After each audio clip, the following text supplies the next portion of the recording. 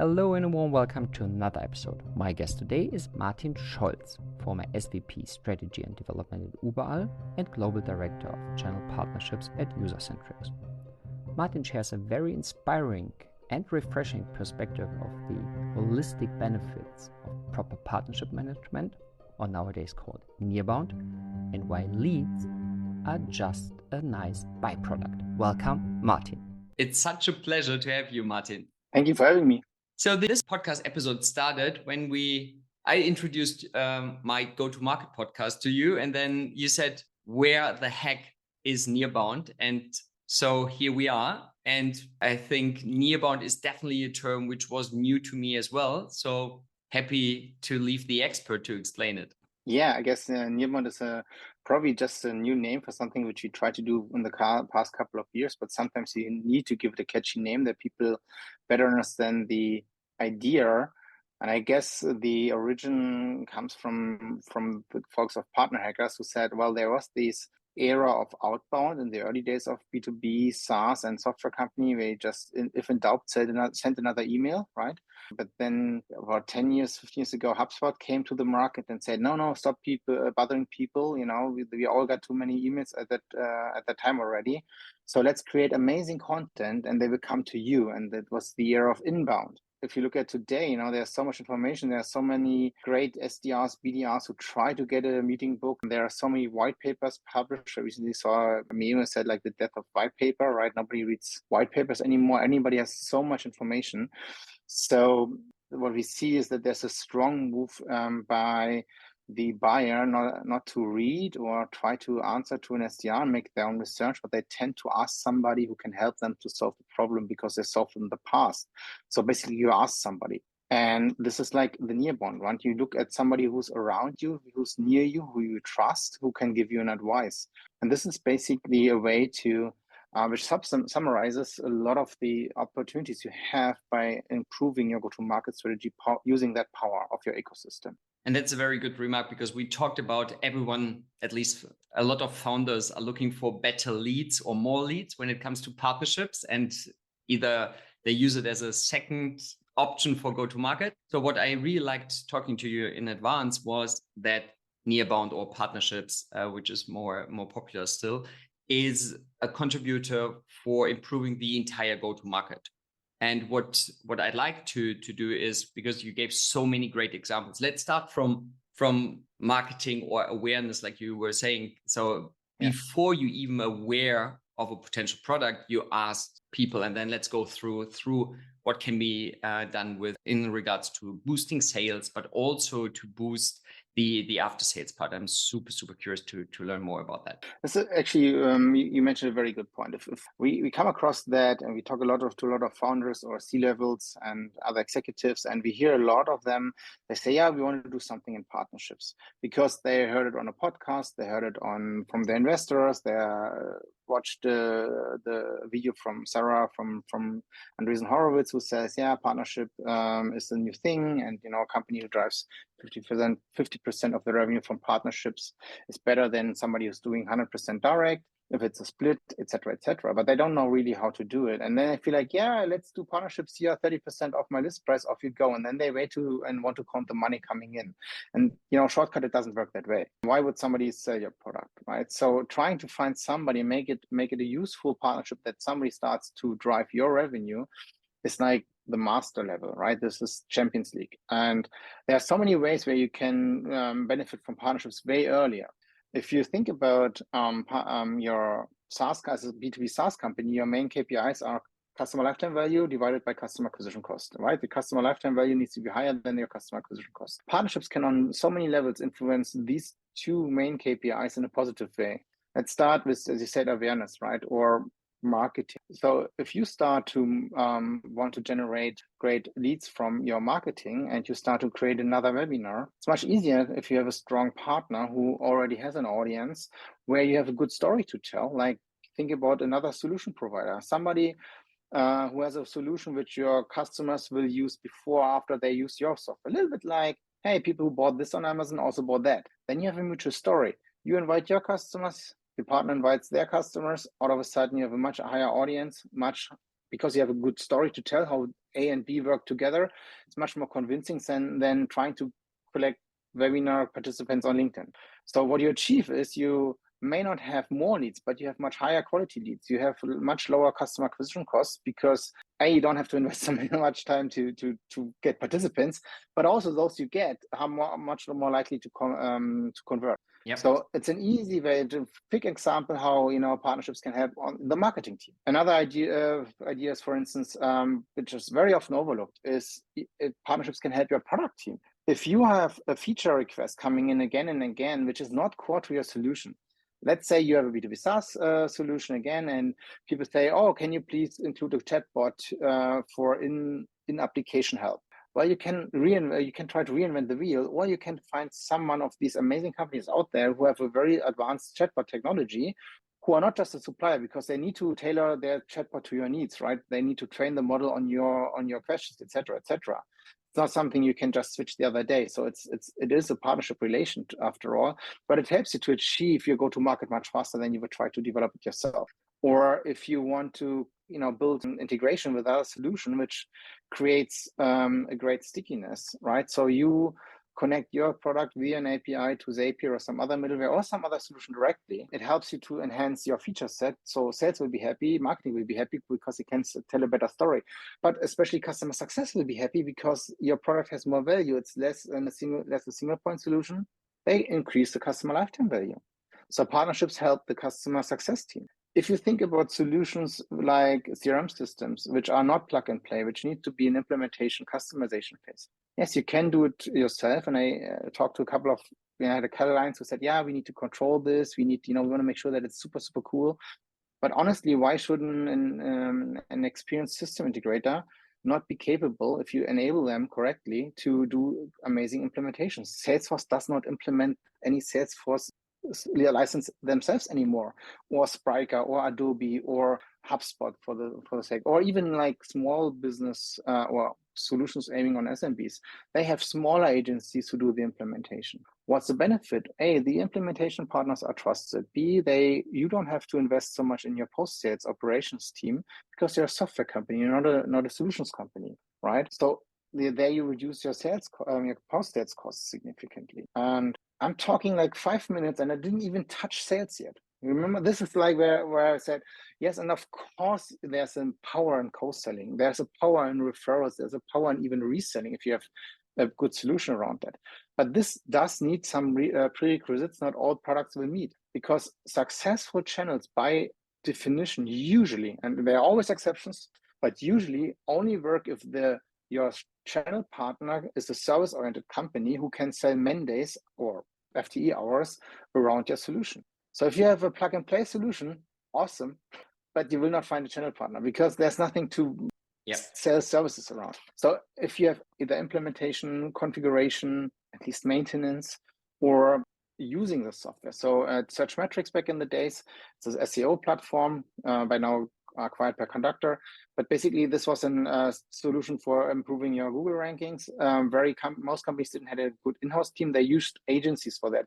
So the agency were our channel partner because they used our tool to provide SEO services to their clients. If you have this motion, then you can have a good channel. If not, it will be very hard. So please, if you think about partnerships, don't just hope that somebody sells your product. Wow. I really, really love your holistic view on go-to-market and partnerships. So I'm just thinking out loud how to dive into it. Let's start with the obvious one, because what I really found super, super interesting and valuable for hopefully also for our listeners is if you think about partnerships, so where should be also the commercial benefit? And it was an eye-opening to me that especially it's not the kind of 5% or 10%. So it might be for some attractive to get some extra money. But the real game changer, at least for me, and I'm super curious to hear your thoughts, is if it's a win-win situation in turn, you have the software and you have a partner who is selling mandates and or services around. And you also, I think you use some multipliers and factors. Could you just elaborate a little bit more in that regard? Because that was fascinating for me and really, really helpful. Yeah, and we are diving now automatically into the channel business or channel partnership business, which is what people always want the most. Happy to do that. Just to give a little bit step back, is like if you think about the one which I mentioned first, the marketing partnership between product vendor A and product vendor B, there's no commercial benefit. Nobody pays the other one for anything. The idea here is, hey, if we market together, we both have a better customer acquisition cost, and we both save money by producing 2 webinars or getting 2 while paying for 1. Because I do 1, my partner does 1, we have 2. That's the benefit there. This is something you always have to keep in mind. Partnership is not transactional. It's not money against service. Yes, there are sometimes, and regularly, there's also money be involved, of course, but that's not usually the driver of this. The idea of a partnership is a mutual long-term relationship. It's like marriage, right? There needs to be something in for me, and there must be even more something in for the other partner. So if you look at this, coming back to this channel side of things, so reseller, co-selling, that thing, I have had tremendous arguments with channel partners back in the days who were negotiating. If you look at reseller space, typically 30% if they really close the deal. If there was 27.5 or 32.5 or 30%, tough discussions. And at one point I said to the managing director, sorry, can we just make a break here? Look, our average MRR is €1,000. So if you make 30% of this €1,000, it's €300. Can you remind me what is your hourly rate for your senior consultants? If you charge €250 per hour for your senior consultant, how much value do you have, whether 300 or €320 per month on the license? And just keep that, and that puts it back into perspective. So people like to negotiate about that because it was like, yeah, let's try to get a better deal. But ultimately, this didn't at all move the needle. That didn't even pay the rent or the light. That was maybe something.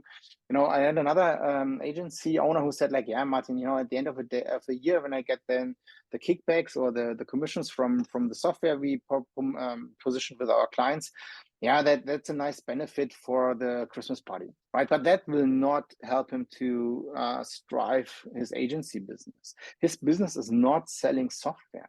His business is providing services. If you're a system integrator, your business is to run projects. It's not to sell software. This comes sometimes along, yes, but typically, if you look at these, I mentioned Spryker, Salesforce, Adobe, HubSpot, the big ones, they typically have relations between 1 to 5 to 1 to 7 for software revenue to service revenue. So for a software license where a customer paid 1, they charge 7 or 8 euros on implementation, right?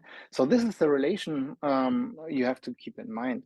Yeah. And as always, there are exceptions. There are, especially in the small business space, if you sell to SMBs, there are sales powerhouses who make the money from selling your solution. But typically, they don't go home with 30%. It's more like a mass event. At Überall, we partnered with Ionos. At Transparency, we partnered with Ionos for the very small businesses, and they got, without telling too much, more than 30% of the retail price, because they owned the whole relation. It was their customer. They did first level, second level, third level support, first and second level support. They did everything, invoicing, billing, etc., etc. For us, it was just mass distribution. But again, this is not applicable for most of the other B2B SaaS. Yeah, it's like I said, it was super insightful for me, because I tried in the past. So yeah, like you were describing, are you getting 5%, 10% referral, more in a reseller motion? And it's that this gets sticky or really significant for the partner. It's nearly impossible. So you might get some revenue in, but this, what you describe, also the thinking, the strategic and relevant thinking behind it, was super helpful, at least for me. Another kind of provocative statement you made in advance: there are no channel conflicts. So because when we are talking about channels, I know for sure that some founders will think, okay, we have a direct sales, and if we are investing into partnerships, sooner or later we will enter conflicts. And you had a very clear opinion about that. Yes, there's no such thing like channel conflict. I was recently on a CRO summit from Pavilion in London, and a room full of CROs, and they were I was on a panel about partnerships, and there was channel conflict. I said, guys, there's no channel conflict, because it's not a direct sales deal or a partnership deal. It's a company deal. It must not be relevant whether this deal was closed by my partner or by my direct sales or in combination. I need to make sure that I win the deal. People start to, you have the saying in German, right? They start to distribute the bear before it was hunted down, right? You need to get this deal in first, and then you may look who gets what from that deal. But ultimately, if you feel like you have a channel conflict, your incentive systems are broken. You did set up your teams to compete with each other in an unhealthy way. That's why I said partnerships must not be a secondary go-to-market. It's an elevation of your current go-to-market. If you have a direct sales notion which drives revenue for you and you start partnerships, the goal for partnerships needs to be to make your sales team more successful. And if this means that your reseller, if you're a free reseller who can close a deal, you must not allow your direct sales to poach the partner. If an IE, an account executive, tries to undercut a partner deal to get a quick win on his or her commission check, fire her or him. It's no-go. You would not allow this person to steal from his colleague or her colleague. Why would you allow her to steal from a partner who's your extended sales force? It's toxic. You must not allow it. By the way, this partner, you may win this one deal faster or whatever, but you lose maybe 10 other deals this partner could bring you because they have their own portfolio, right? So it's a really, really short-term view on this. If you have to pay double commission, pay double commission. No worries. It's still cheaper than not having this partner because he will have more deals in the pipeline if you have a good partner program and if you select the right partners. Again, the only channel conflict I had, and this is one luxury problem you want to have, is there's an official RFP out and you see that 3 of your partners apply for the year's RFP and maybe your direct sales team applies to the same RFP. Awesome. Then you need to be very fair to each other, not try to treat anybody better, but ultimately you have a 4 times higher win rate because you have 4 horses in the race. You know, we had this search metrics back in the days, 3 partners and us against our one big competitor. Of course, we won this RFP. Yeah. Not we, one of our partners, because ultimately the client was happy to have software and service, which we couldn't provide. We could, but we did step back and let the partner win, because ultimately that was in an investment in the future, right? You have to give to get. So yes, if you think you have channel conflicts, have a critical look at your own incentive structure. You may have set up something which provokes unnatural behavior or short-term optimized behavior. Yeah, it sounds to me it's a kind of inconvenient truth. So I see it kind of wrong by default, or kind of that you have these tensions by the pure setup, how to include partners. That you have these also the mindset in. Yeah, if we could close it with our direct channel, it's better than to close it with third parties. So at least I see it in not really entirely professional or senior go-to-market organization, and therefore I saw it again. I saw it as well, but actually it's very short term because ultimately, yes, there's always the idea. Yet my direct sales team can pitch better than my partner, but then you may have not enabled your partners the best way because just believing that ultimately would mean that your own employees are smarter than other employees. Simply, typically not true. I mean, maybe they are, but not as a general rule. Yes, our solution is so complex. Yeah, then you go in a co-sell motion. You just make sure that you combine your product expertise with the trust and the relation your partner already has, right? Then you have a real win-win situation. I guess the reason why in so many, there's one thing, it's a statement that there's a statistic that 80% of partnerships fail. And I want to bring that down to 70% because I think it's so crazy. I mean, why do there so many fail? But the answer is very simple because most revenue organizations are led by CROs, VP sales who come only from a direct sales side. They made their career on that side of which is fantastic, but they didn't have they don't have an understanding of partnerships necessarily. If they start a partnership notion, they look at partnerships with a sales view and they try to apply sales KPIs. They try to measure the partnership team on sales KPIs. So where's your partnership pipeline? What does the forecast look like? And it's not your forecast, it's a partner's forecast. So even if you manage to build a good trust that they share a lot of information, you still do not control this pipeline. It's not your pipeline to move. And then you have these awkward situations that the sales director or the VP sales calls the partner manager every other day, especially at the end of the quarter or end of the year. Like, can we get this deal and can we make more pressure to the partner? Well, you do not win the deal if you make pressure to the partner. Look, the partner himself is driving this business because they typically will have, if you remember, for your 1,000 MRR software revenue, he probably has 10K on implementation fees in the air. Of course, he will close this deal. He will do everything because they need their money to run their business. So there are a lot of misconceptions. People measure by wrong KPIs, even internally, which force them to some very strange behavior. If you take 2 steps back, you look at them and say, like, wait, what are you doing there? Yeah. Right? Sense at So all. Yeah. this is the and this is no, but I don't want to, there's one thing I learned, don't bitch about the CROs. We need to, well, I want to help them to better understand it. What can I do instead? What is a better way to do it? How can I achieve my goals better?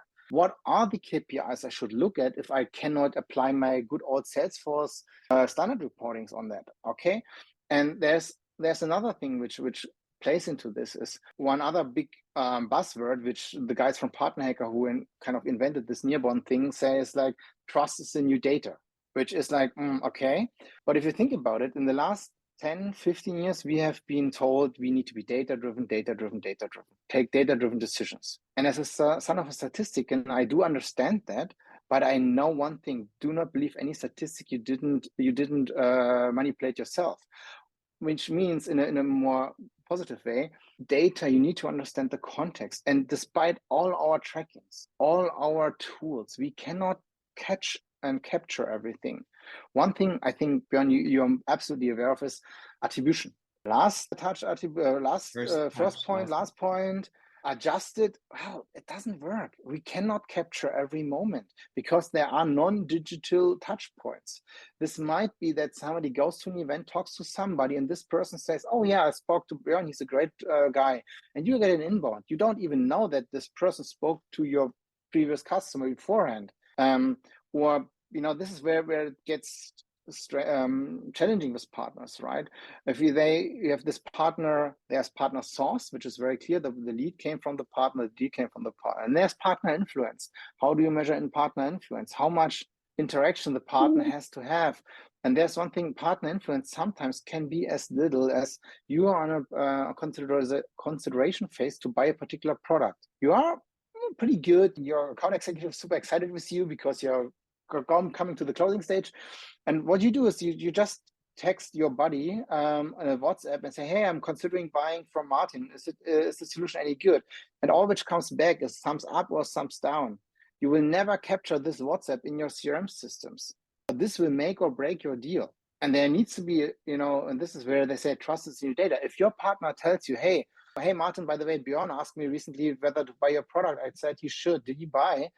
Then I should say, thank you. Here's your referral fee. Even though he didn't necessarily submit a referral form in upfront and followed my process, I need to be trustful to my partners at some point. Bearing in mind the power a good setup or good partners have, I'm curious, do you have any good or best cases how to structure it from an organizational point of view? Because you mentioned, and I shared the same observations. If you just have it attached to a sales guy closely, then you wouldn't fully use the entire potential of partnerships, or you would just be curious about the leads and you neglect the power of trust when it comes to marketing, but also post-purchase and even product. Do you have any great examples where they get it right in your sense? If you want to do partnerships, it needs to be a leadership alignment. Too often the partnership notion is just kicked off by either the CRO or maybe one of the founders who delegates it to somebody, but it's not a full company-wide alignment. Mm-hmm. And this always sounds like we want to make us bigger as we are, but partnerships is always, touching on all departments. That's why even though you will have a partnership department, because you need to have somebody doing it, right? The person needs to report somewhere, or you have a team. Ultimately, any partnership notion will always be cross-functional, cross-departmental. So you need to talk to product sooner or later. You need to talk to marketing anyway. You have partner marketing. I always say it comes in 4D. You want to have marketing to win new partners. You want to have marketing to keep partners. You need to do marketing with your partners to win customers, and you need to do marketing with your partners to keep the customers. So it's actually pretty complex, right? So, or can be pretty complex. So you touch that, but you also need support from the legal teams because somebody needs to check the partner contracts. You need support from your accounting billing team because if you need to send money back and forth, maybe you want to pay commissions, you need to figure out how you can do it. If you have a great partner who brought you 10 deals, you don't want to send him 10 invoices or 10, ask him to send in 10 invoices or something like that. So how do you do this? I mean, this back office stuff. So coming back to your question, where do you locate the partner team or, how should they be reporting to? It is not an easy question to answer because it depends. If you have a very channel-oriented partner business predominantly, it does make sense to put it into the CRO organization, given the CRO enough an education about what is the goal, how to set it up correctly, and make sure that the CRO, that she knows why partnerships work differently from what she probably knows from the direct sales side.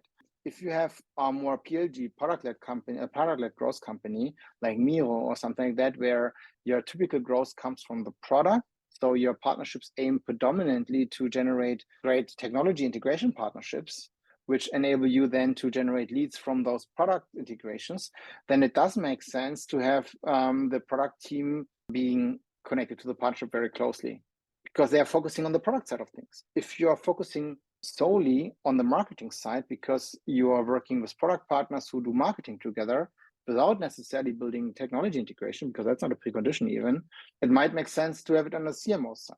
If you have a very strong partner organization, in my roles, I usually reported directly to the CEO because I was overseeing a broad variety of partnerships. So long, short, it depends. Like always in partnerships, there's no blueprint, there's no magic bullet, there's no shortcut. Somebody tells you, growth hacking by partnerships, forget about it. It's always the thing where you need to understand what is the context of the company. I think I told you this similarly with fire, right? If you have a campfire, you want to put it out, you put water on it. If the next day in the kitchen your oil in the pan starts to burn and you put water on it, it explodes. So both cases you see a fire, both cases you want to put water on it. One time awesome results, next time explosion, terrible result. And this is when you miss the context. This is when you look at data without understanding the context of the data. If you believe you are data driven, but you actually look at broken data, corrupted data, or data which is just not complete enough to make a decision upon it because you cannot capture all the relevant information around it. So this is always the question, like what is the context of the business? What is the goal of this partnership? What do I want to do with that? What is the most logical thing? One thing I can say, don't put them in the silo. Make sure, even if you have them somewhere, they always need to work cross-departmental, and then they need to have an alignment in your leadership team that the whole company understands. We want to do partnerships as an elevation of our go-to-market. So same like legal, billing, BI, RevOps supports your current go-to-market. They need all step up the game and also support these elevated go-to-market and adjust where needed to meet the requirements to show how partnerships works, to adjust the billing or improve their dashboards or enhance the product. And all can only be there if the partner initiative is aligned and supported by the whole leadership team. If the partnership goals, they must support the company goals. If that's not done, it will not work. And this is where it usually breaks because the partnership goals are not defined. If I speak, in our PXP Academy, our certification program, where we train partner managers, one thing I always ask in the beginning, like, what is your goal in your role in the partnership business? Because we promise to help them to be more successful in their job. You cannot be successful if success is not defined because the goal was not there. And way too often I hear, revenue, but revenue is not a goal. Revenue is the result. And if you say, okay, what kind of revenue? Net new, retention, expansion? Are they looking for bringing the money directly in, or are you actually looking in a way to support your direct sales with referrals, or do you want to reduce customer acquisition costs by marketing? It all ultimately will point up into the revenue. But you need to be very clear what they should do. And too often it's like revenue, and then they let them run for 12 months. And at 12 months, they look at, where's the partner source revenue? 0? Okay, fire the team. And ultimately, they were just gaming all the momentum, and they had great leading indicators to be a significant driver of the success in the next quarter or maybe in the next year. Yeah, it's great summary. I truly love it. So it's the end-to-end perspective on partnerships. I truly love it, with the entire commercial organization, marketing, sales, customer success, and product. It totally resonated with me. You need, if you're serious about partnerships and not kind of some potential quick wins, if you're really, really serious about partnerships, you need the alignment of all the entire leadership. And it should be aligned and attached to company-wide goals, because otherwise you have this kind of toxic friction, I would call, that you are kind of interfering with direct sales in all your team and the partner's team, and it won't be successul. No chance. Yeah. This is one of my takeaways. Absolutely. Anything to add from your side? Well, there's one thing, right? If you do not shy away from, I mean, there's nothing wrong with try and error, but sometimes it's good to just get expertise in. Too many times we see like people start one with another partnership. They feel like, oh yeah, let's hire somebody, but maybe not too senior. Let's hire somebody like junior, mid-level, buy some tools, and then hope that it will work. It doesn't. I mean, there are fantastic posts from partner people, like, don't hire somebody and then they need to be orchestrating everything, right? And I've been there. I started my career in this. I like it, but the risk of failure is very high. We have to wear so many hats, and if you just let them being a silo, like, hey, we're the partner people, let's create revenue, and then we will measure in 12 months whether we will keep you. I mean, this is the most toxic environment ever.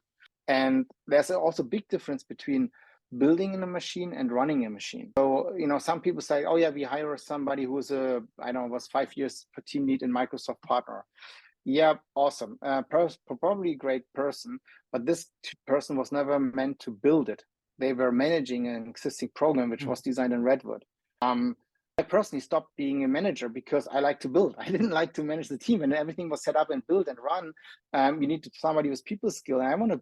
My team told me, you can't be a player coach anymore. You need to be a coach. We need you on the sideline. And I wanted to play, so I went and said, somebody needs to take over the team lead, because that's a different skill set from building the program, developing the strategy, making the program up and running, and then somebody who executes according to the program which was set up, brings the strategy on the street which was designed. It's very unique to find people. I mean, there are people out there, don't get me wrong, but it's really hard to find those who can really start from scratch, developing the whole strategy, bring them, be the first man on the ground. And it's same like sales, right? It's a difference whether you are a great AE or you a great sales leader, or somebody who can actually build a great go-to-market notion with and orchestrating the whole symphony around it. Yeah, it's a great addition and a great last remark to distinguish between really building up and setting up the partnership with all the learnings and expertise, and then actually to run it and manage it and optimize it. Entirely different skill set also from my side, which is a great handover as a closing remark. So when people are interested in hearing more, your expertise, all the learnings you collected, you mentioned your programs, what is the best way to reach out to you, Martin? I think the easiest way would probably be on LinkedIn, or just go to our website, partnerexperience.com. The link will be its partner and then a big X. So we're missing the first E. We add it into the show notes so that we eliminate this potential blocker. It was a true pleasure, and it was so short while. Thanks again, sharing all of your expertise, Martin, and thanks again. Have a wonderful day. Let's talk soon. Let's talk soon. Thank you so much. Bye-bye. Bye-bye.